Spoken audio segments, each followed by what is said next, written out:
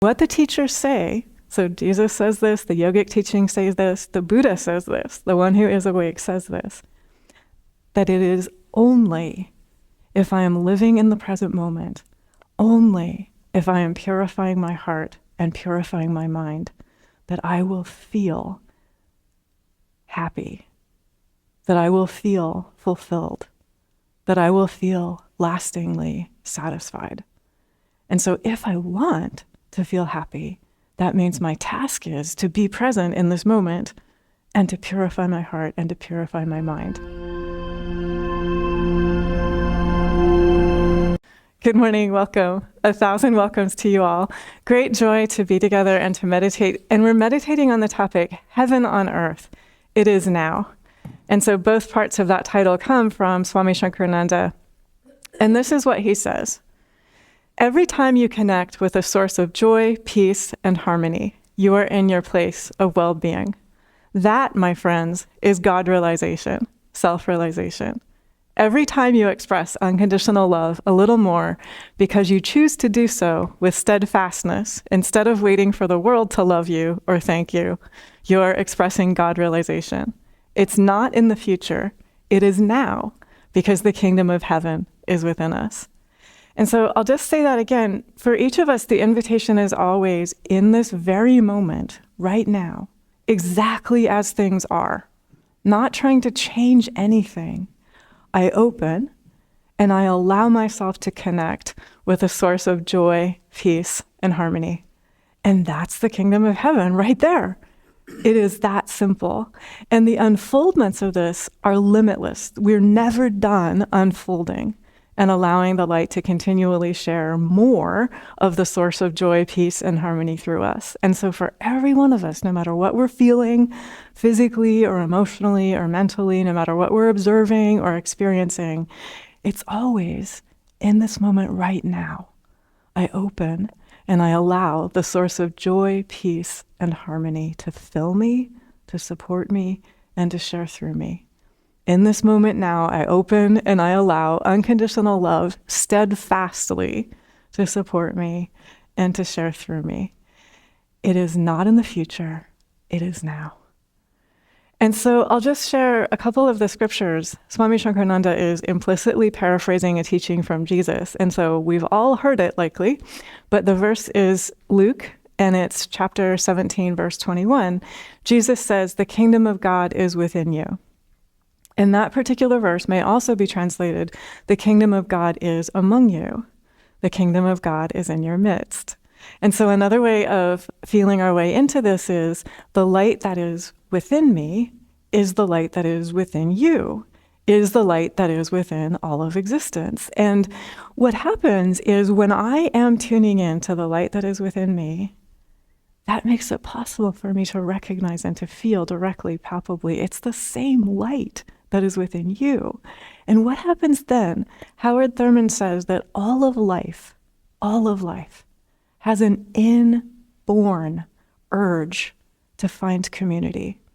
And he says that that is actually the central teaching of Jesus from his perspective, that I will not be fulfilled in the purpose of my human life unless I unfold and allow wholeness to share through me in such a way that I connect with community, in such a way that I feel the light that is not only with me and within me, but also with you and within you, the light that is in our midst, the light that is here when we work past all human divisiveness. It's not pretending that humans are not creating divisiveness. Clearly, humans do. Work deeper than that. It is the one light that underlies all of existence. It is the truth that is present in every moment, and each of us is connected to this always.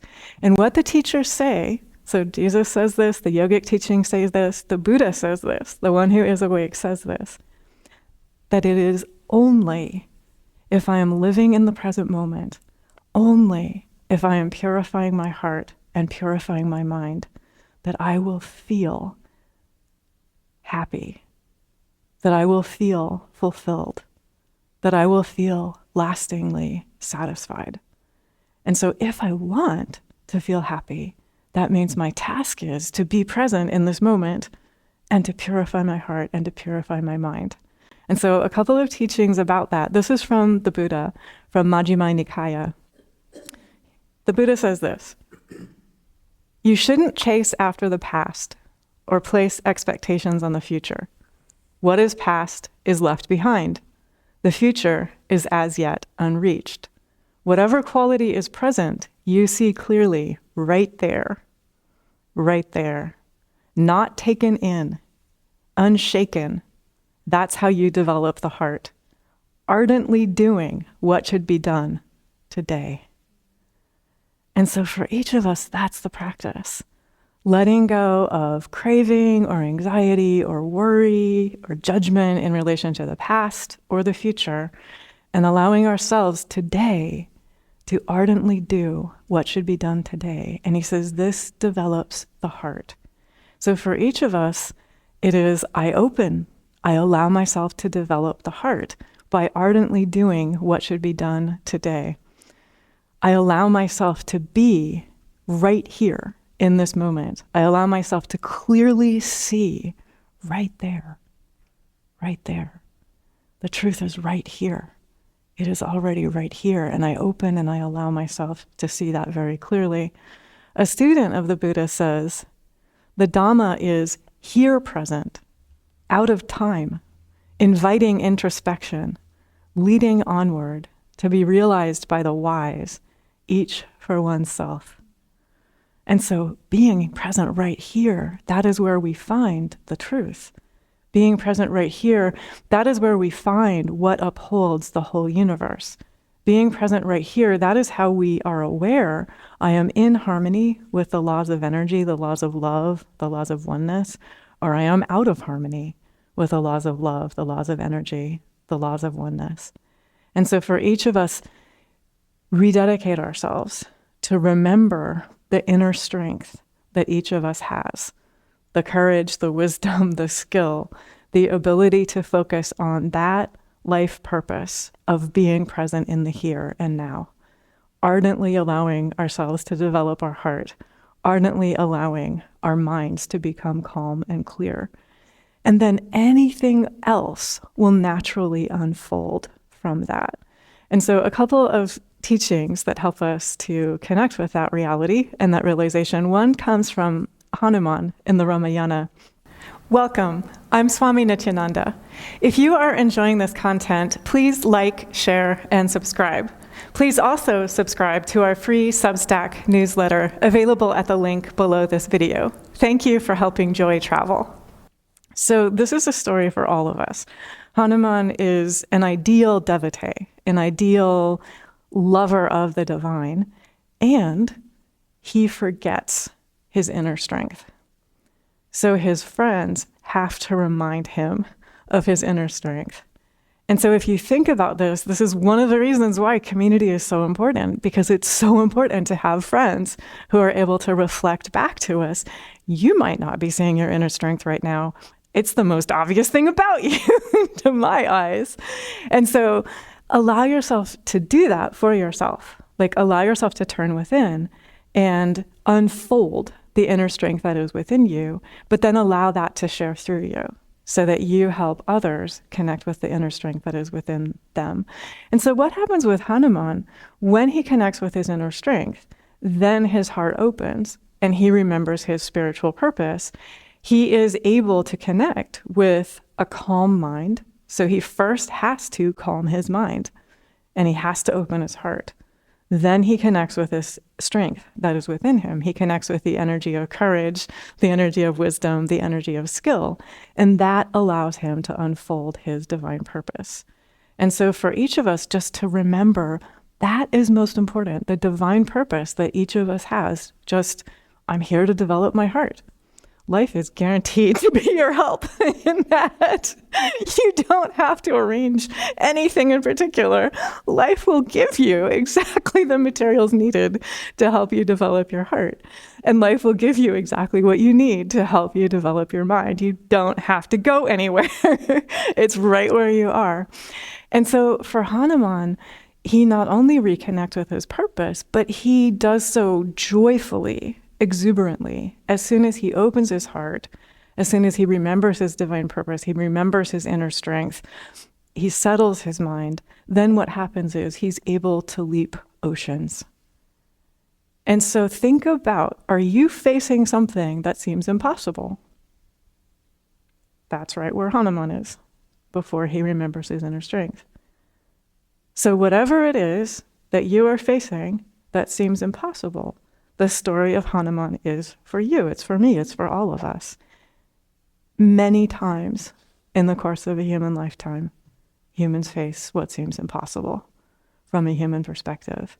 And the basic steps are, the Buddha gave them in his way. The Ramayana says, open your heart, calm your mind, remember your spiritual purpose. And when you do, you will reconnect with courage and wisdom and skill, and you will always be guided forward. And with Hanuman, he shares that it's actually fun. Like he's so exuberant leaping across this ocean, which formerly seems impassable until he connected with his inner strength, that he's just like bounding, he's leaping, he's fulfilling his life purpose with absolute joy. And so that is also possible as well, that even in the midst of what seems to be impossible, if we connect with our pure heart, our calm, clear mind, and our spiritual purpose, the energy of strength, the energy of courage, the energy of wisdom naturally shares through us. And then we're back into that energy of playfulness. We're back into that energy of joy and exuberance, even when things seem impossible. So another passage, and this is one of those passages that is really comforting on a spiritual level. If you have something that you're facing in the present moment, so I know all of these teachings are saying be present in the moment. That's where your inner strength is. That's where your courage is. That's where your wisdom is. That's where your skill is. And then I also know, research study, 15,000 adults, all different ages, backgrounds, countries, 47% of the time we're not present in the moment. And not being present in the moment is a predictor of feeling unhappy. And so what this means is our minds are catapulting us out of the present moment and creating unhappiness as they do so. And so contemporary research studies bear out these teachings that even in challenging moments, if we are present, we are more happy than not. So I know that the human mind might be saying something like, but what if it's an unpleasant present moment? I'm supposed to be present then.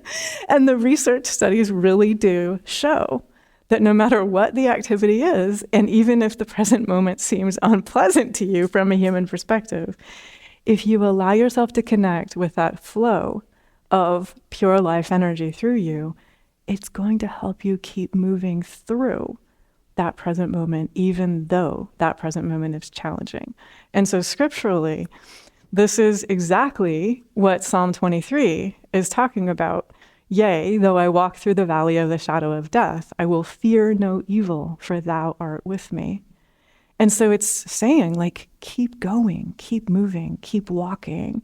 Swami Nityananda makes me laugh because he said he loved the Psalms. He had like a love relationship with David. And he said, David, why are you walking? Why are you not running? And so there is also that as well. Like we can't necessarily rush the process, but we can say to the divine, I'm open to move through this valley as quickly and gracefully as I possibly can. Not trying to rush, but I'm open for it to be surprisingly easy for me to keep moving forward through this, like whatever it is that I'm moving forward. And so, you know, the things that humans can move forward, they can move forward through anxiety. They can move forward through worry. They can move forward through concern or fear or grief or whatever it is that we are experiencing. The teachings say, keep moving. Keep asking the divine to help you move forward through. And one of the things is, as we make ourselves open and we ask the divine to step forward through us, the divine will step forward through us. This is true no matter where we are in our journey, no matter if it seems like we have turned away from our spiritual purpose for decades. This is true. And I came across a true story yesterday that makes me cry. And so I'll do my best to tell you the story without crying outwardly. But it's a story about a person who became a revered and respected healer. For 57 years prior to that, he had been an alcoholic. And what happened to him was the light came to him, like the light came to him in daily life. And when I say the light came to him, he would be talking to a person and the person's face would disappear and light would be looking through the person. And for a year, he tried to deny this. Like he tried to just keep on keeping on with his patterns and his behavior, which were distancing him from fulfilling his spiritual purpose. But he would be talking to the next person, their face would disappear and the light would call him through that person. And so what happened was he transformed his life. He healed his patterns. He took responsibility for his choices. And he didn't try to deny any part of his journey, but he also found himself living in the present moment, dwelling in the present moment. And so what he taught people was, don't judge yourself for anything that has been part of your journey. And it's very much in keeping with what Swami Nityananda says, master your choices. Whatever your choices are, whatever your patterns are, those were his. Be completely non-judgmental about it. He made himself available to the light, and what happened then was the light transformed him, and the light was able to share great healing through him. And so for each of us, chances are our patterns are different from his. We have our own individual wonderful patterns to transform. And so just turn to the light within you, and if you are feeling fear, invite the divine to transform that same energy into faith. It's the same energy. If you are feeling worry, invite the divine to transform that into clarity and confidence and trust. It's the same energy. If you are feeling separateness or isolation or loneliness, invite the divine to transform that into connection, into caring, into community. And the divine works with all of us. As soon as we are able to respond to the light is there. And that man's story is in part so beautiful because it tells us, like, it's never too late for any of us. It's never too late. No matter what our choices have been, the light is always there with us. And the light does not judge us. The light loves us. We judge ourselves because it doesn't feel very good to be out of harmony with the light. But the moment we turn to the light, there is unconditional responsiveness. There is unconditional acceptance. There is unconditional welcome home. And so allow yourself to be that energy of welcome home for yourself, and then allow that energy of welcome home to share through you. Someone recently shared that, I think they said about 10 years ago, their mind used to be a very dark swamp. And they said when their mind was that very dark swamp, that would be reflected back to them. They would go to the grocery store and they would have unpleasant interactions with humans. It was reflecting back to them what was in their mind. Now, their mind is filled with love and bliss. And they're like, I go to the grocery store, everyone's peaceful. They all smile at me. It's the same grocery store. So as our frequency changes, our experience of the world will change as well. As our choices change, our experience of the world will change as well. And so one of the ways in which we can give ourselves a really great gift, and I invite us all to feel this right now, is I choose to live continually in the flow of that pure source energy. Swami Nityananda names it as the kingdom of heaven. What is your name for that pure source energy? Whatever your name for that pure source energy, he also calls it the source of joy, the source of peace, the source of harmony, the place of well-being. He also calls it unconditional love. It is to be so committed to being connected to that unconditional love that you just keep choosing unconditional love no matter what. You just keep choosing joy and peace and harmony and well-being no matter what. And notice how that feels in your body. Notice how your heart feels if you are choosing to be in that pure source energy. Notice how it feels in your heart. Your heart is one of your great navigation devices. And so notice how your heart feels when it is connected with being absorbed in the energy of your spiritual ideal. And then see if you can feel your way into, I'm going to choose the rest of this day, no matter what I do, to allow this energy of my spiritual ideal to fill my heart so to overflowing that no matter what I'm doing, it's the energy of my spiritual ideal doing it through me. So I'm placing a chair. It's the energy of my spiritual ideal placing a chair through me. I'm sweeping the floor. It's the energy of my spiritual ideal sweeping the floor through me. I'm hugging a friend.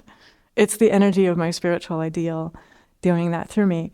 I'm facing something painful physically or emotionally or mentally. It's the energy of my spiritual ideal doing that through me. And then see if you can feel through your whole week. You actually can create a pathway of light through your whole week, this upcoming week, where the energy of your spiritual ideal just opens the way. It paves a pathway of light through your week, through your days, through your nights, through your work, your play, your sleep, your relationship, your tasks, your meditations. The energy of your spiritual ideal is wholly with you. And then notice what happens. Just feel how that feels in your body. There is a natural feeling of confidence, a natural feeling of clarity, a natural feeling of strength, a natural feeling of trust. You're trusting the flow of this pure life energy in you. And the flow of this pure life energy will help you navigate gracefully anything that you encounter. I also just want to say this. In the Bhagavad Gita, the Gita says that which is subject to the laws of beginnings and ends cannot be a source of permanent happiness. And so if you think about this, that is a teaching for the ages. It's telling you from a human perspective, beginnings can be really exciting. Endings can be really painful. Don't expect them to be otherwise. Know that anything that has a beginning also has an end. It cannot be the source of permanent happiness. Be in contact with this source energy, and then you're in contact with permanent happiness as you allow the energy of your spiritual ideal to fill you to overflowing. It helps you move gracefully and joyfully with love and wisdom and courage and strength and skill through beginnings and ends. And so we all know this, but in the course of a human lifetime, and when we leave the body, that's another beginning and end. We are ongoing. So be here every moment that you possibly can. Give thanks that this embodiment is an incredible vehicle that is allowing you to navigate time and space. This body that you have, this body that I have, is a gift. No matter what condition it's in, it's an incredible vehicle to allow me to navigate time and space. And it's given to me for a time. None of us knows how long we are given this gift of this vehicle. And so when I have that awareness, I will greet every moment with love. I will greet every moment with respect. I will greet every moment as beautiful and as divine. And I will honor all of life because I will be aware that it is the one life. It is the one beautiful divine source of all that expresses equally in all of existence. And so then, no matter what it is in time and space, I'm able to leap those oceans. The energy that allows me to leap whatever ocean it is that's in front of me is just the energy of love. The energy of love is what I am. The energy of love is what you are. So we're never separate from like rocket fuel that allows us to move through whatever it is that is next that seems impossible. Nelson Mandela said, "It always seems impossible until it's done. Thank God. And God bless us all.